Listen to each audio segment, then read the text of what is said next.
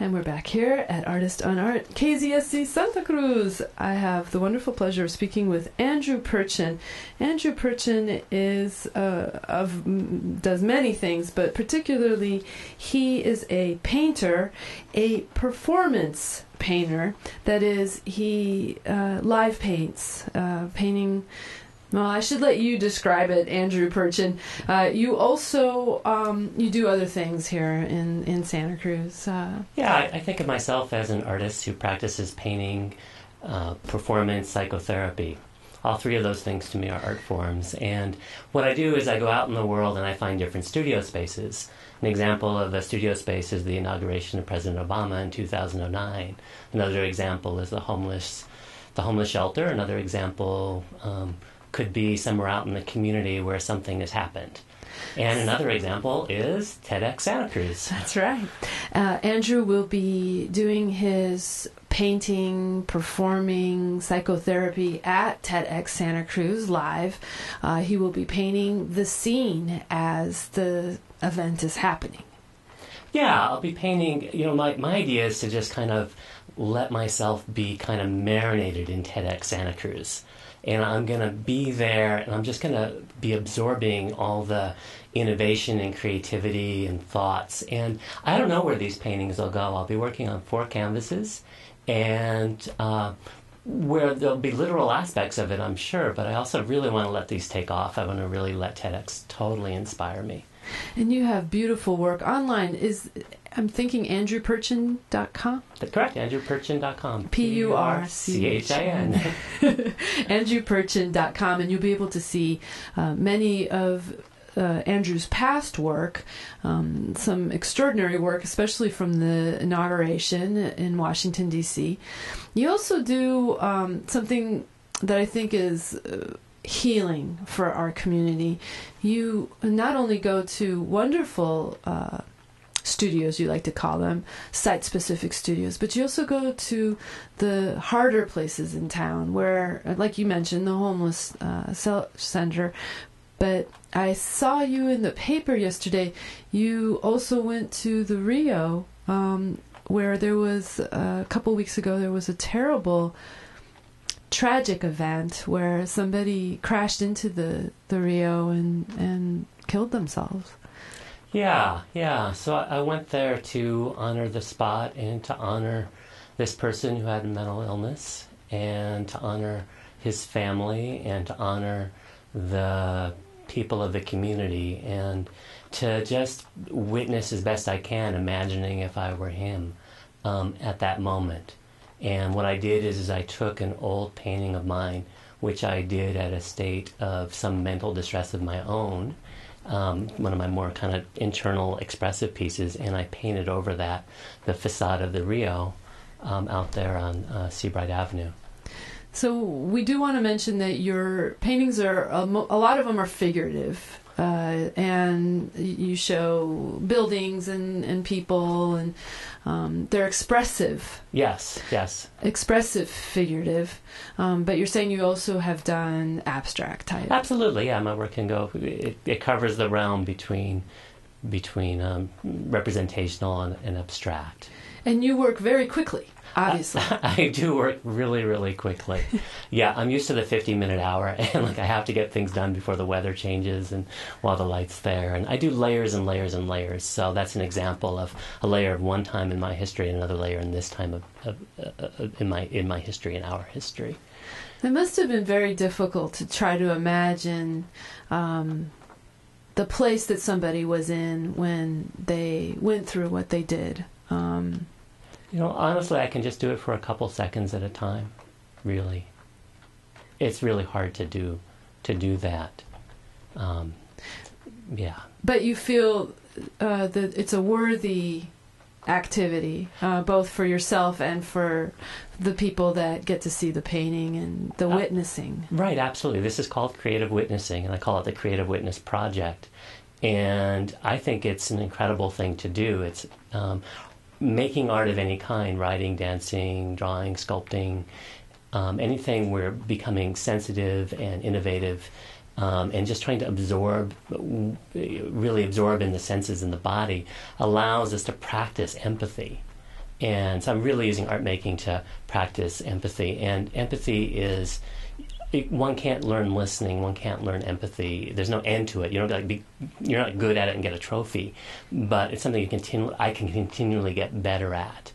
And by attempting to imagine what it's like, to imagine maybe a field of emotion or a field of sensation, then that helps me understand others, and it also fuels my art. I think it helps my art be more congruent to the experience of human beings and the nature around me. So I believe Aristotle, when he wrote about art and what is great art in particular, he talked about how it had to have empathy.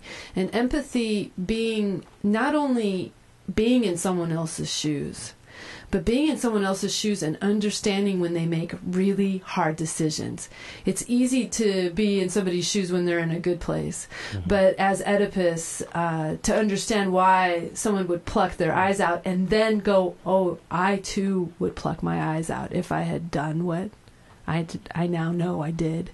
I think that is the genius, I guess. I agree with you. Yeah, I think that's incredibly profound. And how many have you done? How many of these witnessing projects? I saw you at the bridge on the River Street Park where there had been an attack. You witnessed that place. Where else have we seen you? Can we see you? I did a couple paintings over at Branciforte and Doyle where the police officers were shot and the perpetrator was also shot and murdered, all of them. So that's not all I do. No. I've also gone out to Watsonville at a site of some gang violence. I did a painting out there. And I've done a few at the homeless shelter. And how are they received? I have really amazing conversations with people, which is actually, the painting is one thing, but actually the doing of it, the making of it, is really, really powerful. And I've had really incredible conversations. And so people just come up to you while you're painting and start remarking on it and asking you about it? Yeah, it's almost like having a dog as far as creating conversations or having a baby. But it's sort of like some people have the courage to, or the chutzpah to go ahead and interrupt me, and I'm actually okay with that. And then we have conversations about the site where I'm at and what I'm up to. So this creative witnessing, you've developed this yourself.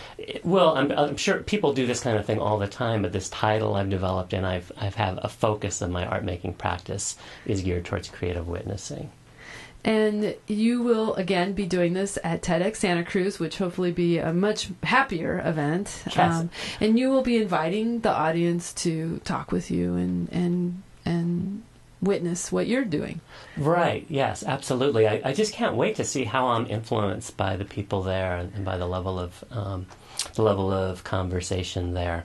I imagine a space just infused with just like every little particle of space is just infused with activity.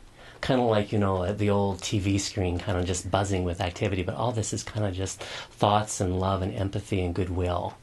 And incredible intelligence. And I'm good at feeling fields. I don't necessarily always understand everything, but I can really feel fields, and if that makes any sense at all, I'm trying to gesture. I can't quite even do it in a gesture. Right. But to be able to feel to me, it's kind of like a billion yes-nos. Or a hello goodbyes, every little moment of death, every little moment of birth, and just so intelligent. And so to be in that space and somehow to occupy my painting body, to listen from that place, will be a great experience, at least for me, and maybe people will enjoy me making it, and maybe the paintings will be something that we'll like as well.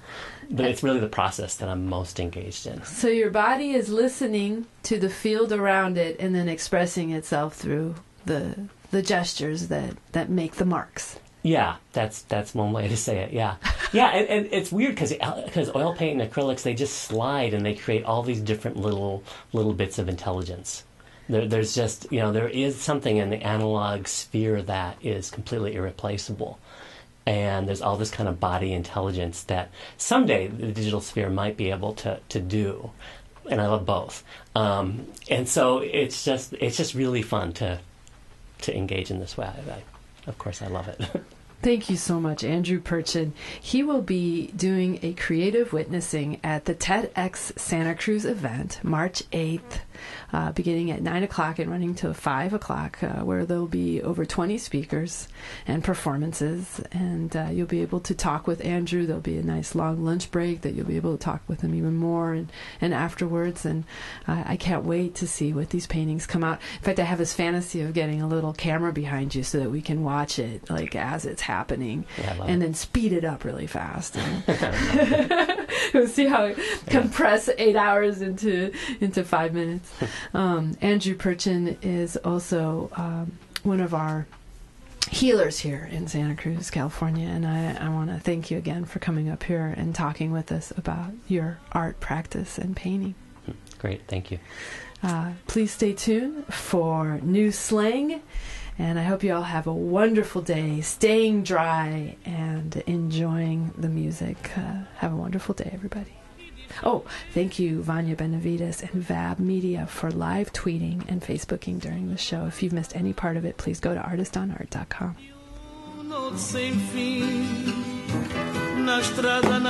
Yay!